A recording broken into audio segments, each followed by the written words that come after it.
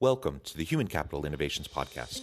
We're your source for personal, professional, and organizational growth and development, where we share original research, explore industry trends, and interview executives and thought leaders from across the globe.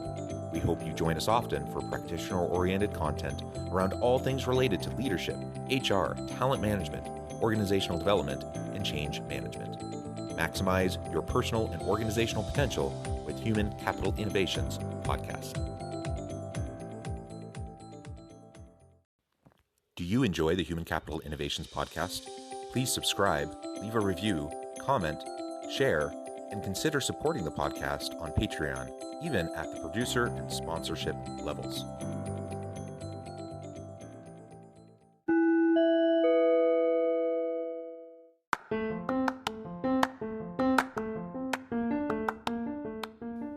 Welcome to the Human Capital Innovations Podcast. In this HCI podcast episode, I talk with Katie Burkhart about using purpose to set our focus.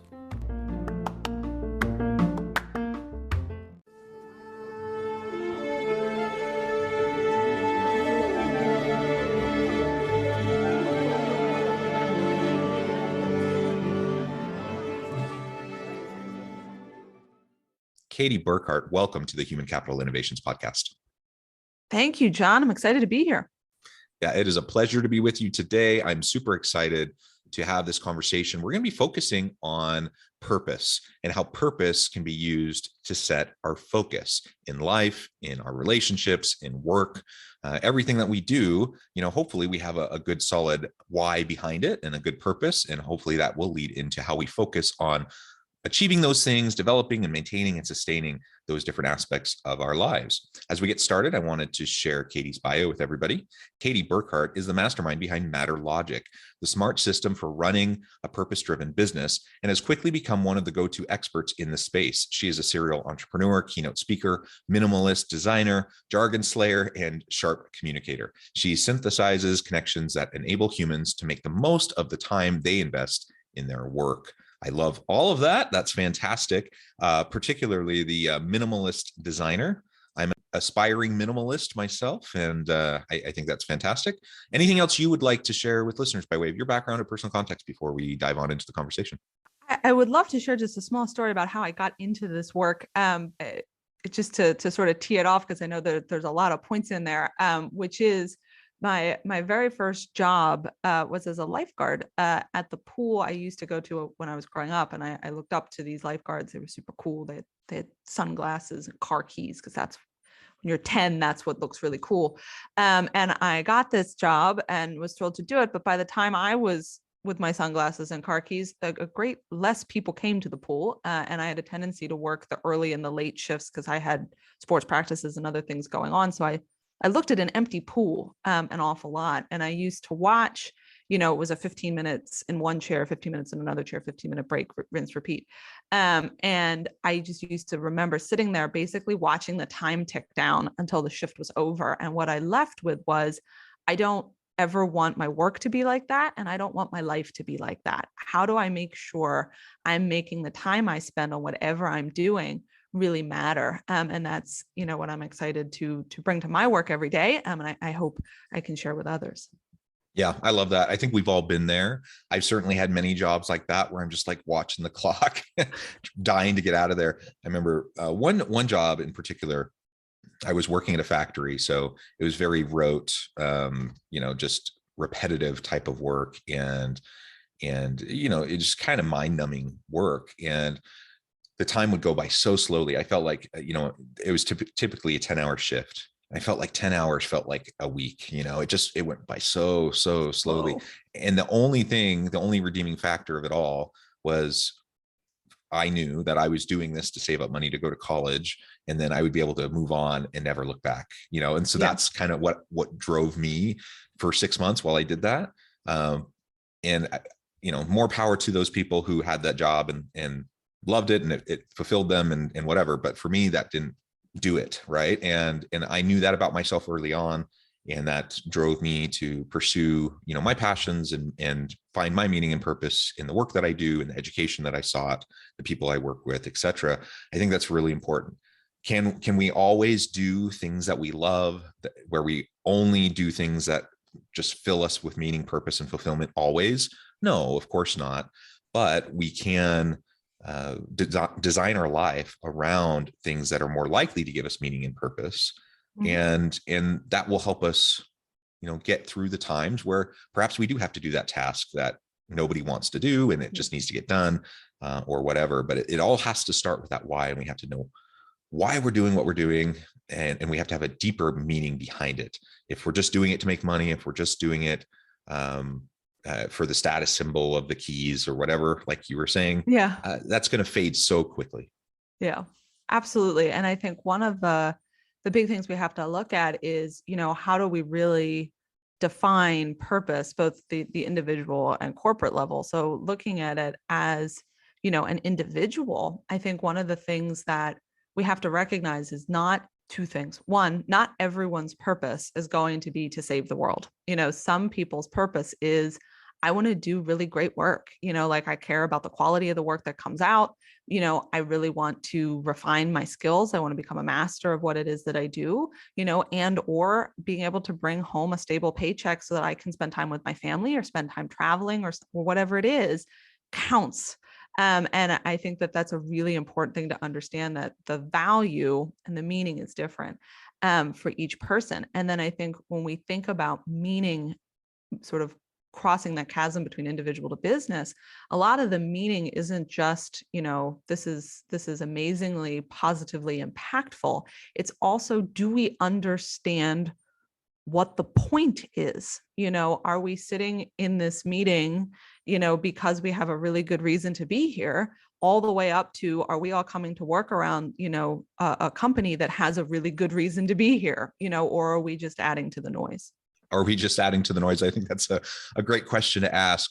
I think the pandemic has kind of pushed us to question the why and the purpose, and challenge assumptions and challenge norms, because there's so many things that we just did day in and day out because that's what we do. That's what we've always done. We hold this meeting weekly because we always hold this meeting weekly, or whatever. And we did so many things that just didn't matter, and people knew it didn't matter, but it was just the flow and the norms and whatever. And certainly it wasn't just the pandemic, but the pandemic has given us a chance to do a little bit of a mental reset, and again, to challenge those assumptions and those norms, and to do some self-reflecting on our own personal why, as well as organizations on their why and their purpose. And I think that's been a really positive outcome of the pandemic, because I think most people have had to wrestle with this over the last couple of years. Some companies haven't made it through. Some individuals have decided, what I was doing is not at all what I want to continue doing. That's a big driver behind the great reevaluation, the great resignation, and ultimately, I think it's a good thing, though, to challenge those things that don't make sense anymore. Perhaps they made sense at one point in time, but they don't make sense anymore. And we've all been there. We've all been in those meetings that seem to have no point. This could have been a 5-minute email, or a phone call, or whatever. Nobody wants to be in those meetings. Nobody wants to spend endless amounts of time and energy on something that ultimately isn't going to help the business. It's not going to help their career. It's not going to help the customers. It's just pointless. And so you're absolutely right.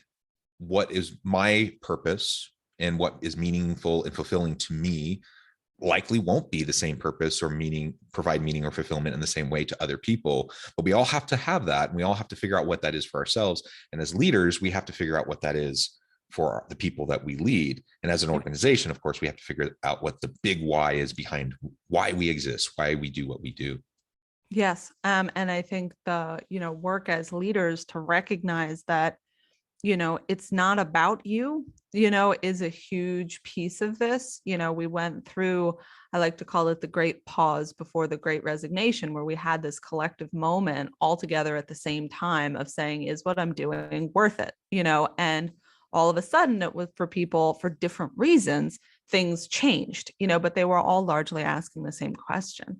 And I think as leaders, what you're having to stop, and I do this with my own businesses, and be like, hey, am I doing this because it's about me, or am I doing this because it's delivering value to the people I serve, because it's delivering value to my team members, because because I'm building mutually beneficial relationships with my partners. Like, how am I really thinking about that? Because that's where success really lies, and helping your team members individually to understand not only what they value and what their purpose is, but then giving them space to actually fulfill that and understand how that contributes to your overall purpose is where that really starts to get powerful.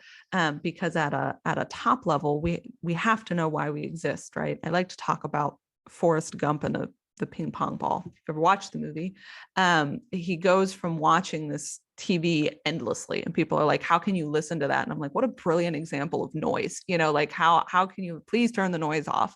They're like, I'm going to teach you how to play ping pong. And what the guy says to him is, he holds the ball up in front of Forrest's eyes and he says, never take your eye off the ball. And I think for a lot of us, companies had the ball on themselves, i.e., how much money can I make?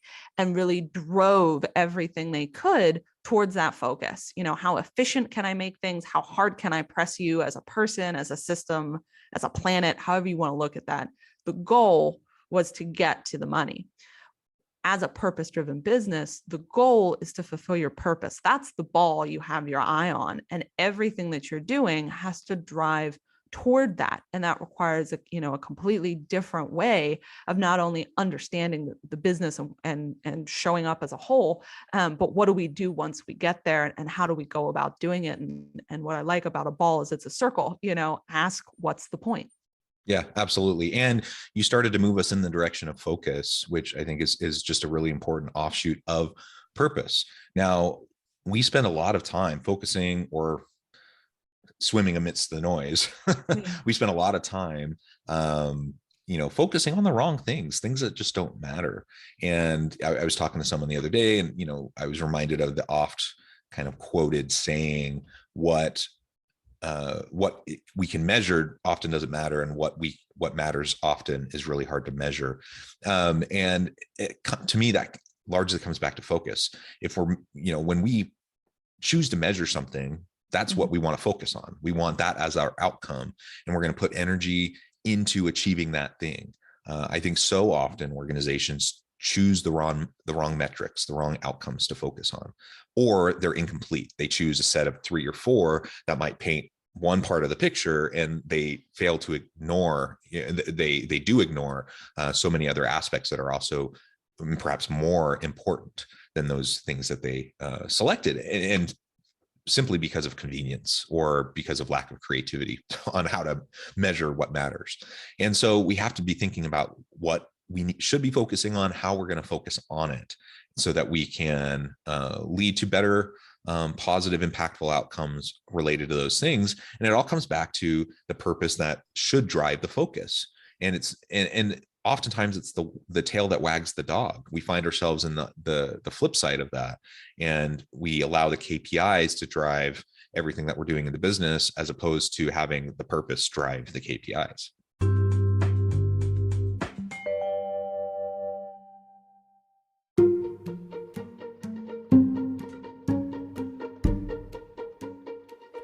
Welcome to the Human Capital Innovations Academy. Courses, micro-credentials, and certificates to upskill and reskill for the future of work. All HCI Academy courses, micro-credentials, and certificates are designed, developed, and delivered by award-winning and internationally renowned scholars, educators, thought leaders, executives, and practitioners. Our courses, micro-credentials, and certificates will help you make your mark on the future of work and make an immediate impact in your organizations. Check out the HCI Academy and our many course offerings and certificates to upskill and reskill for the future of work.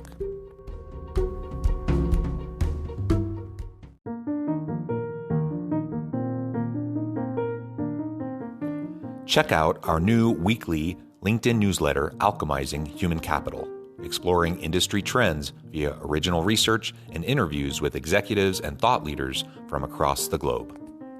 We look forward to having you join us.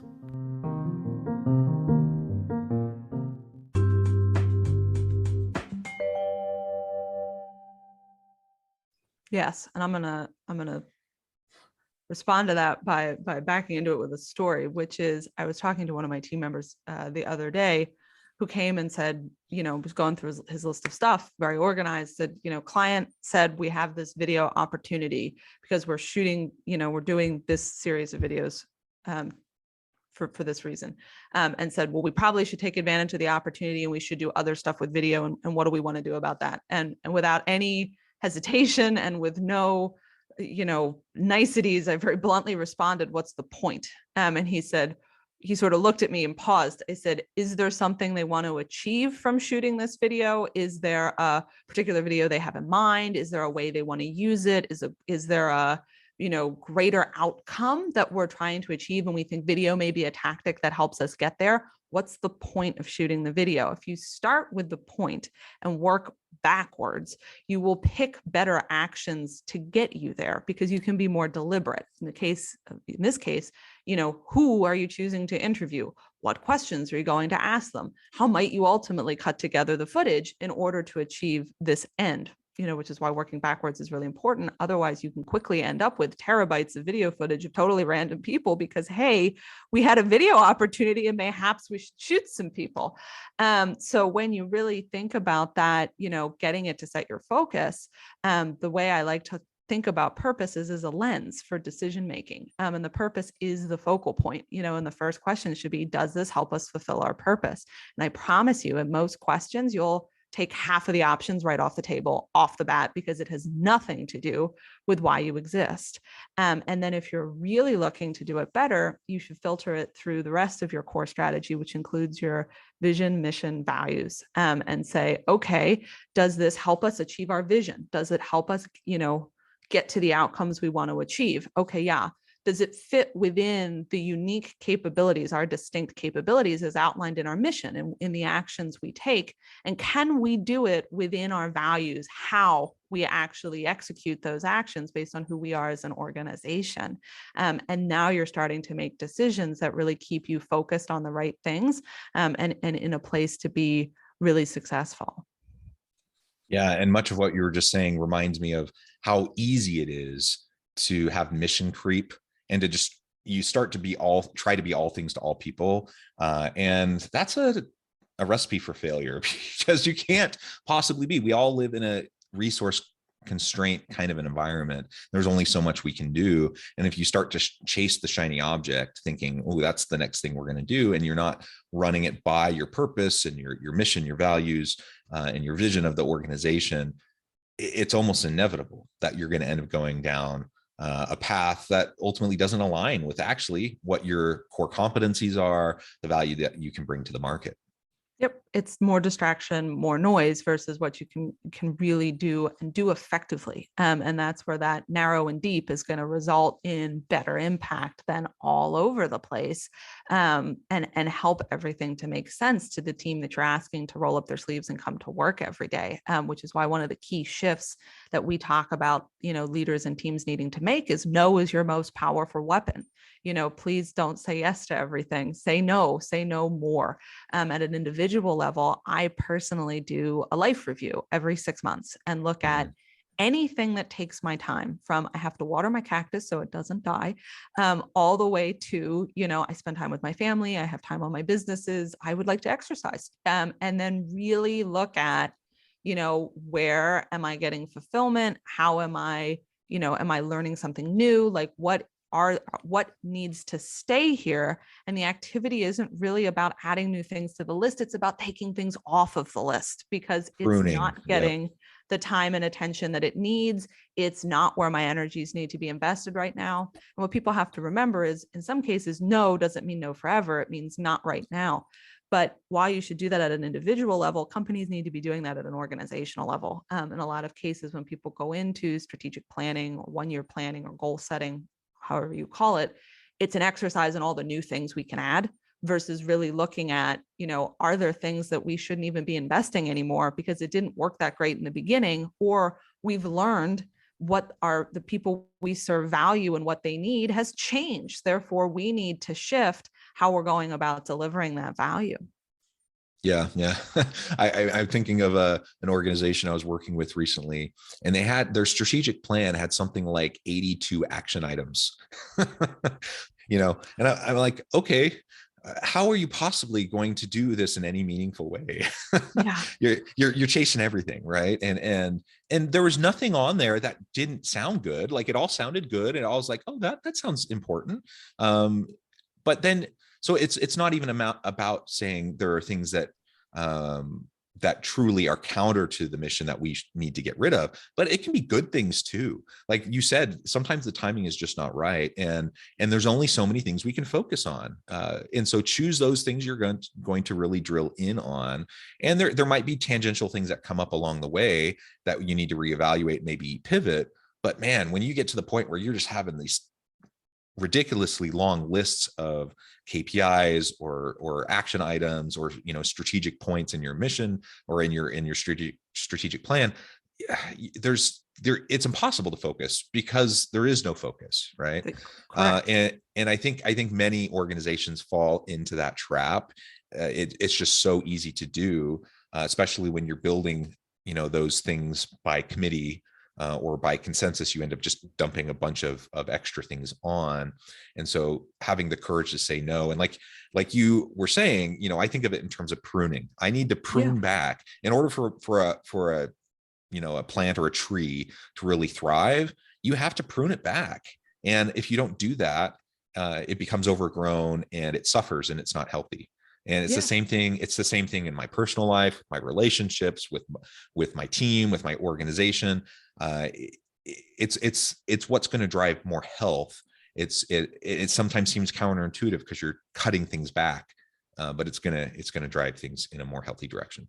Yeah, and John mentioned something about measurement, and I think this is where you get into what's easy to measure versus what's hard to measure, or even just understanding, working backward. Typically we start at the beginning. I can easily measure the output. I had 50 webinars this year, and next year we're going to have 75 webinars, which means we did better. The answer is not necessarily. You just did more. If you start at the end and work backward and say, what outcome do we want to achieve? What value are we delivering to the people we serve? And really the value you're delivering is, what are you helping them do, achieve, or become? That's the question you're trying to ask, and measure based on those pieces.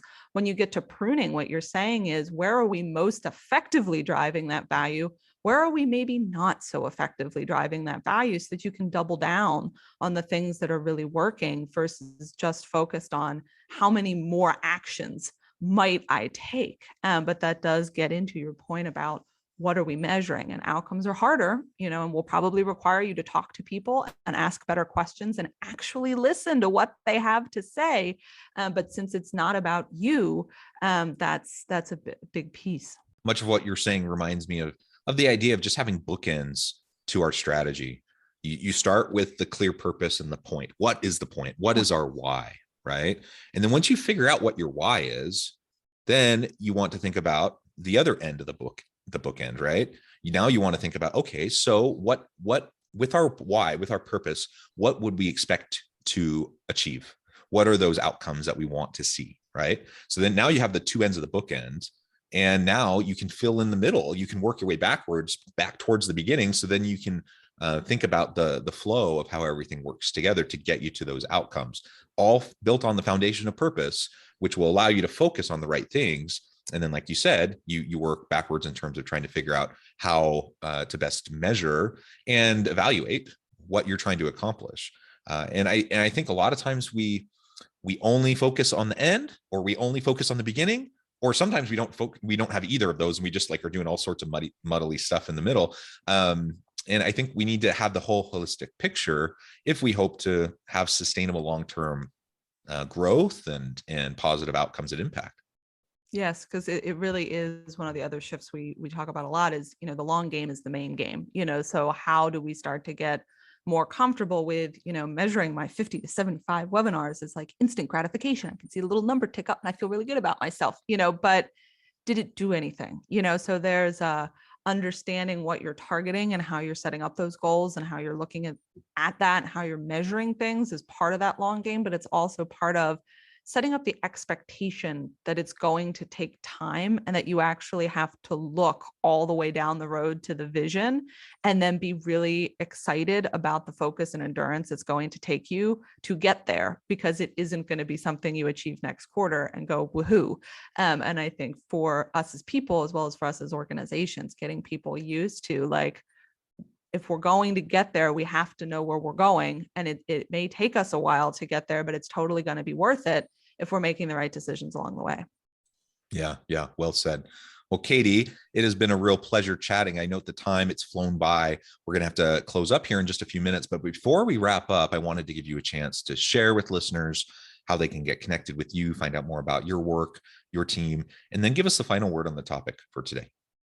I would say number one place to find me is LinkedIn. While I am mostly allergic to other forms of social media, I do enjoy the LinkedIn platform, and I will connect with anyone who connects with me. And if you have questions or you just want to follow my posts, I post almost every day with something that is hopefully useful to you. Please do. Welcome to have you. Would love to meet you.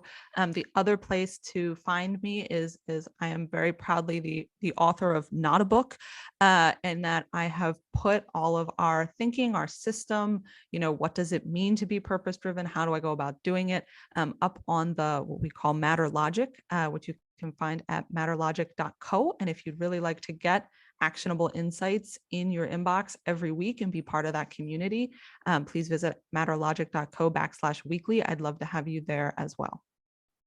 If I had to leave people with a final thought, it's always, asking yourself two questions. What's the point? And if I'm struggling to come up with an answer, am I just adding to the noise? And do what you can to not add to the noise, both as an individual and as a team, because your time is worth more than that. I love it. Well said, Katie. It has been a pleasure talking with you. I encourage listeners to reach out, to get connected, to find out more about what Katie and her team can do for you. I hope we can all strive for more clarity in our purpose, which will lead to better focus in how we go about living our lives. I hope that everyone can stay healthy and safe, that we can find meaning and purpose at work each and every day. And I hope you all have a great week.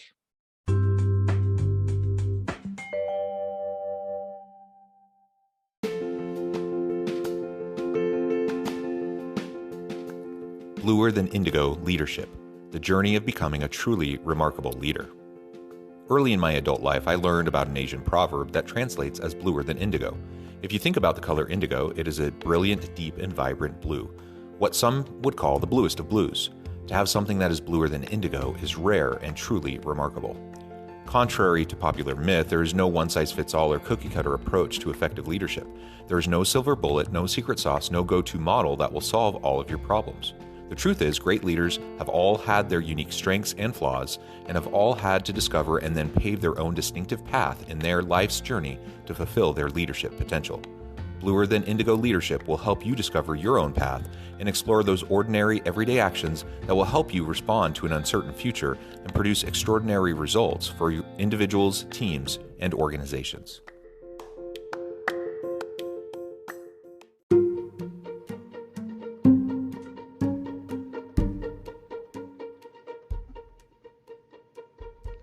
Check out Human Capital Innovations magazine, Human Capital Leadership.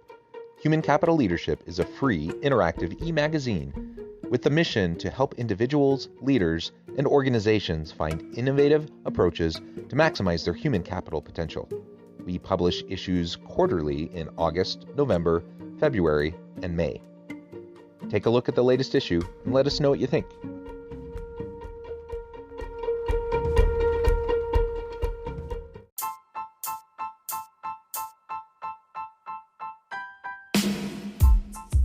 The alchemy of truly remarkable leadership. Ordinary, everyday actions that produce extraordinary results. Consider how the nature of work has shifted over the past 50 years. With increased globalization, rapid technological advancement, and the shift in economic composition, the average job of today looks very different than the average job of 50 years ago. What will the jobs and organizations of tomorrow look like? Moreover, what does this all mean for organizational leaders? What are the core competencies and capabilities of organizations and their leadership that are prepared for continued disruption and geopolitical and socioeconomic shifts? Regardless of what the future holds, increasingly, leaders need to be socially minded, data-driven, decisive, champions of talent, and disruptors of the traditional notions of leadership, teams, organizations, and work. The alchemy of truly remarkable leadership will help you to explore your own leadership competencies and capabilities and consider ways to apply and implement them into your workplace and personal life.